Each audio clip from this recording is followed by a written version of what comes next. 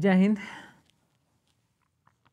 आज हम लोग एसएससी एमटीएस 2022 का सेट नंबर 18 को यहाँ पे डिस्कस करने वाले हैं। टोटल जो एग्जाम हुआ था आपका 48 शिफ्ट में एग्जाम हुआ है और हम लोग 18 नंबर को डिस्कस करने वाले हैं। चलिए स्टार्ट करते हैं।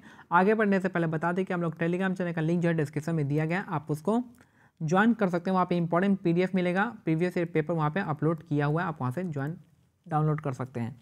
पहला क्वेश्चन है, भारतीय संविधान के अनुसार सरकार के कितने अंग हैं? तो सरकार के आपके कितने अंग होते हैं? तो 3 अंग होते हैं। कौन कौन से होते हैं? तो आपका एग्जीक्यूटिव, जुडिशियरी और लेजिस्लेटिव। एक्जीक्यूटिव, लेजिस्लेटिव और जुडिशियरी इसका करेक्ट आंसर हो जाएगा। तो भारतीय संविधान के अनुसार जो सरकार के कितने अंग होते हैं? तो 3 अंग होते हैं। पहला एक्जीक्यूटिव, दूसरा आपका लेजिस्लेटिव, तीसरा आपका जुडिशियरी हो जाएगा। नेक्स्ट है, पृथ्वी का केंद्र भाग यानी कोर का रहा है मुख्य रूप से किससे बना हुआ है? तो आपका निर्मित निकल और लोहा से, यानी आपका नीफे से बना हुआ है। नीफे यानी पृथ्वी का कोर भाग जो आपका किससे बना हुआ है? तो नीफे से बना हुआ है। नीफे का एन से होता है निकल और एफी से होता है आयरन, तो निकल और आयरन से बना हुआ है आपका कोर। नेक्स्ट है question third, formula 1 2013 Indian grand prix कहाँ पे आयोजित किया गया था? तो आपका बुध अंतर्राष्ट्रीय सर्किट इसका करेक्ट आंसर हो जाएगा।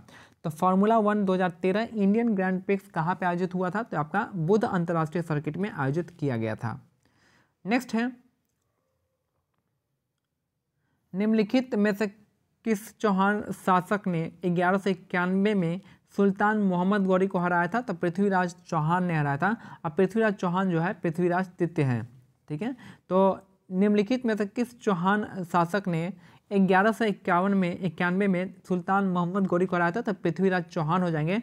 उन्होंने तराइन के पहले युद्ध में आपको किसको? सुल्तान मोहम्मद गौरी को हराया था। पृथ्वीराज चौहान यानी पृथ्वीराज तृतीय।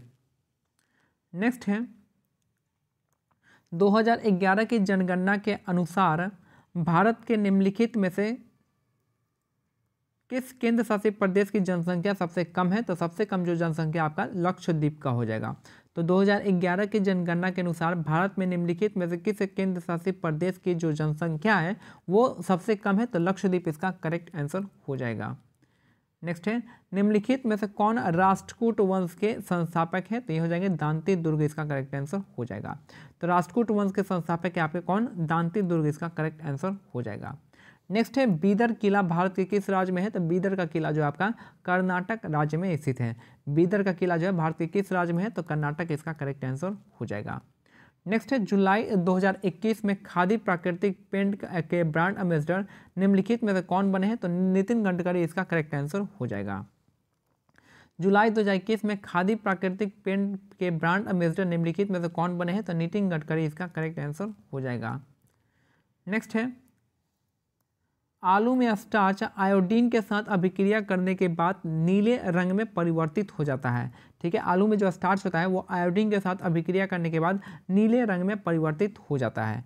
तो आलू में स्टार्च जो होता है आयोडीन के साथ अभिक्रिया करने के बाद नीले रंग में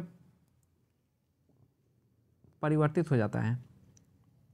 नेक्स्ट है, पीएम डिवाइन। पीएम डिवाइन जो आपका डिवाइन में एनी का मतलब होता है नॉर्थ ईस्ट, तो पीएम डिवाइन में हो जाएगा उत्तर पूर्व यानी नॉर्थ ईस्ट भारत के लिए प्रधानमंत्री की विकास पहल है। तो पीएम डिवाइन योजना जो आपका उत्तर पूर्व यानी नॉर्थ ईस्ट रीजन के लिए आपका क्या है? प्रधानमंत्री का विकास पहल है पीएम डिवाइन योजना। नेक्स्ट है, भारत में किस वर्ष सती प्रथा पर प्रतिबंध लगाया गया था? तो 1829 में लगाया गया था। भारत में सती प्रथा पर जो प्रतिबंध है आपका 1829 में लगाया गया था। किसने लगवाया था? आपका बेंटिक ने लगवाया था। किसके साथ मिलकर लगवाया, किसने भूमिका निभाई थी? तो ये आपका राजा राम मोहन रॉय ने अहम भूमिका निभाई थी आपका सती प्रथा को बैन करने में। तो 1829 में सती प्रथा का अंत हुआ था, बेंटिक के द्वारा किया गया था। नीचे सूचीबद्ध विकल्पों में से ध्वनि की गति 25 डिग्री सेल्सियस पर जो है उच्चतम होती है किसमें? तो अल्युमिनियम में हो जाएगा। तो ध्वनि की जो गति है 25 डिग्री सेल्सियस पर सबसे ज़्यादा होती है अल्युमिनियम में होती है। नेक्स्ट है क्वेश्चन 13, बास्केटबॉल में एक फ्री थ्रो कितने अंकों का होता है? तो आपका 1 अंकों का होता है। बास्केटबॉल में एक फ्री थ्रो होता है आपका कितने अंकों का होता है? तो आपका 1 अंकों का एक फ्री थ्रो होता है। नेक्स्ट है, भारत के किस राज्य में वांगला उत्सव मनाया जाता है? तो वांगला जो उत्सव मनाते हैं मेघालय राज्य में मनाते हैं। तो वांगला उत्सव किस राज्य में मनाते हैं? तो मेघालय, इसका करेक्ट आंसर हो जाएगा। नेक्स्ट है क्वेश्चन नंबर 15, भारतीय जनगणना आम तौर पर हर 10 वर्षों बाद की जाती है, यानी हर 10 वर्ष में आपका क्या है, भारतीय जनगणना की जाती है। भारतीय जनगणना आम तौर पर हर 10 वर्ष के बाद की जाती है। नेक्स्ट है क्वेश्चन नंबर 16 यहाँ पे कि जैसा कि वित्तीय वर्ष 2022 के केंद्रीय बजट में घोषित किया गया था, कॉरपोरेट अधिभार को 12% से घटाकर 7% कर दिया गया है। यानी जैसा कि वित्तीय वर्ष 2022 के केंद्रीय बजट में घोषित किया गया था कि कॉरपोरेट अधिभार को 12% से कम करके 7% तक कर दिया गया है। नेक्स्ट है उपन्यास द व्हाइट टाइगर वैश्वीकृत दुनिया में भारत के वर्ग संघर्ष का गहरा विनोद परिप्रेक्ष्य प्रदान करता है। इसे जो है किसके द्वारा लिखा गया है, तो अरविंद अडिगा के द्वारा लिखा गया है। सिंपल सा कहने का मतलब है द व्हाइट टाइगर किसने लिखा है, तो अरविंद अडिगा ने लिखा है। ठीक है, the White Tiger Arvind Adiga इसका करेक्ट आंसर हो जाएगा।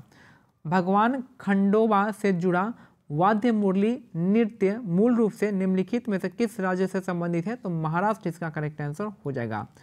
भगवान खंडोबा से जुड़ा वाद्य मुरली नृत्य मूल रूप से किस राज्य से संबंधित है, तो महाराष्ट्र इसका करेक्ट आंसर हो जाएगा।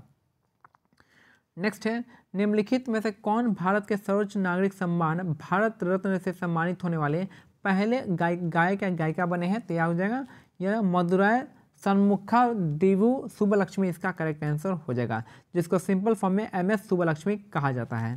ठीक है, तो निम्नलिखित में से कौन भारत के सर्वोच्च नागरिक सम्मान भारत रत्न से सम्मानित होने वाले पहले गायिका या गायिका थे, तो यह आपके मदुरै सन्मुखा देवु और सुब्बलक्ष्मी इसका करेक्ट आंसर होगा। सिंपल सा है MS सुब्बलक्ष्मी इसका करेक्ट आंसर हो जाएगा।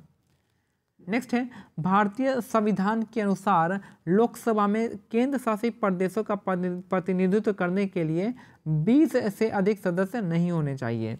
ठीक है, तो भारतीय संविधान के अनुसार लोकसभा में केंद्र शासित प्रदेशों का प्रतिनिधित्व जो है आपका कितने सदस्य करेंगे, तो 20 सदस्य इसका करेक्ट करेंगे और 20 सदस्य ज़्यादा नहीं होने चाहिए। निम्नलिखित में से किसने पंजाब भारत में ईश्वर की निरंकार के रूप में पूजा अर्चना पर जोर दिया था, तो यहाँ बाबा दयाल दास इसका करेक्ट आंसर हो जाएंगे। ठीक है, तो निम्नलिखित में से किसने पंजाब भारत में ईश्वर की निरंकार यानी निराकार के रूप में पूजा अर्चना पर जोर दिया था, तो बाबा दयाल दास ने दिया था। नेक्स्ट है क्वेश्चन नंबर 22 निम्नलिखित में से कौन सा टेरिडोफाइटा का उदाहरण नहीं है, तो कौन सा उदाहरण नहीं है, तो आपका फ्यूनेरिया इसका करेक्ट आंसर हो जाएगा। बाकी टेरिडोफाइटा का एग्जाम्पल दे रखा आपका 21 सिटम सेलाजिनेला और आपका टेरिस इसका करेक्ट आंसर हो जाएगा। और कौन सा नहीं है, तो आपका फ्यूनेरिया नहीं है। नेक्स्ट है 2011 की जनगणना के अनुसार भारत की साक्षरता दर निम्नलिखित में से किस प्याज परास यानी किस रेंज के अंतर्गत आती है, तो 70 से 75% के अंतर्गत आती है। तो 2011 के जनगणना के अनुसार भारत की साक्षरता दर निम्नलिखित में से किस रेंज के अंदर में आता है, तो आपका 70 से 75 के रेंज में आता है। नेक्स्ट है इंद्राणी रहमान भारत के किस शास्त्रीय नृत्य से जुड़ी हैं, तो ये है आपका भारतनाट्यम और ओडिसी नृत्य दोनों ही इसका करेक्ट आंसर हो जाएगा।